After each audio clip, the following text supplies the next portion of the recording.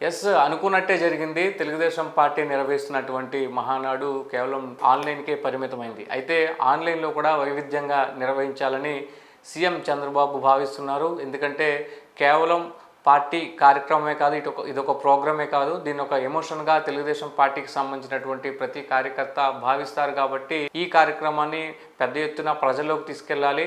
ఆన్‌లైన్‌లో నిర్వహిస్తున్నాము కాబట్టి ఖర్చు ఏమాత్రం ఉండదు కాబట్టి వీలైనంత తక్కువ ఖర్చు అవుతుంది కాబట్టి దీనికి సంబంధించినటువంటి ఏర్పాట్లు మరింత విస్తృతంగా చేయాలని భావిస్తున్నారు. దీనికి సంబంధించి ఇప్పటికే రాష్ట్ర వ్యాప్తంగా 1845 క్లస్టర్లలో పార్టీ శ్రేణుల కోసం ప్రత్యేకంగా స్క్రీన్లు ఏర్పాటు చేశారు.